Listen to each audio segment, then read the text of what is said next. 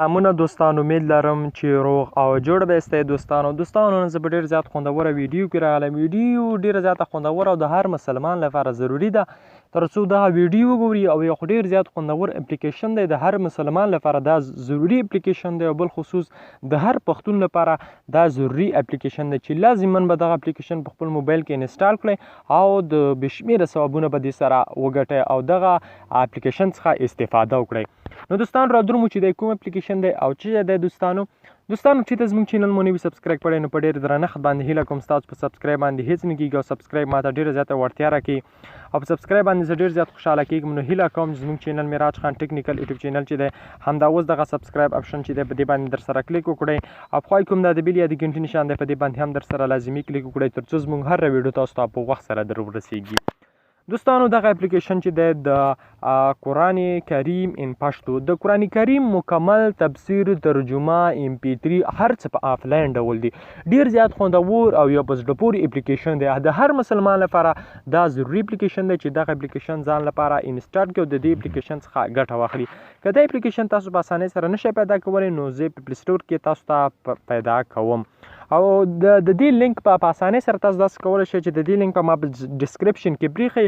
که ډسکرپشن ذریعه تاسو ته نه معلومیږي دا نو زه تاسو ته وښیم چې ډسکرپشن کوم ځای ته ویل کېږي.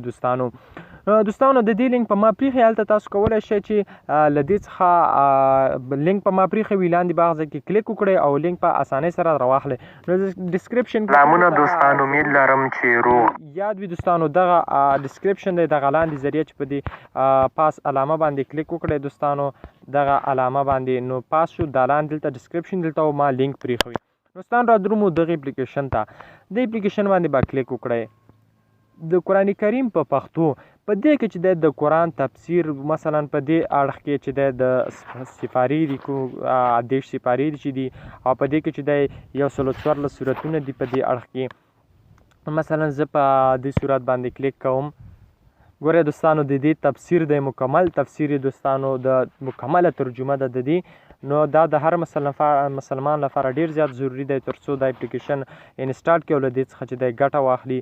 اوس نو دوستانو داسې ده چې له دې چې دی کو اواز مثلا څوک نه پوهېږي چې تلاوت دلته دعاوې دي کومې دعاوې دي مختلفې ښې دعاوې دي د قرآن کریم ختم دعا د عقیده او ایمان د اطاعت د ثنا او ستاینه د صبر او زغم دی.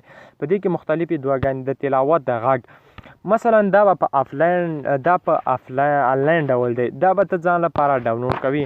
په دې ځای باندې چې کلیک وکړې دلته هوی آنه دا مثلا ته به ځان لپاره دا ډاونلوډ کوي. کله چې دا ډاونلوډ شي نو ته بیا کولی شي چې له دې څخه ګټه واخلي. نو دوستانو دا ډېر زیات خوندور دی او دا ځان سره لازما انسټال کړئ. دوستانو د په دې ګټه واخلئ د قرآن کریم په پښتو ژباړه دا ډېر زیات خوندور دی. نو دوستانو په دې هیله چې دوستانو ویډیو مو خوښ شوي که ویډیو مو خوښ شوي حتما در سره لایک او شیر کړئ او که چېرته ویډیو مو تر پایه پورې کتلي نو په کمنټ کې ولیکئ چې ویډیو وکتل شوه. مننه دوستانو، خوشحاله اوسئ. زموږ چینل حتما در سره سبسکرایب کړئ. مننه، خوشحاله اوسئ.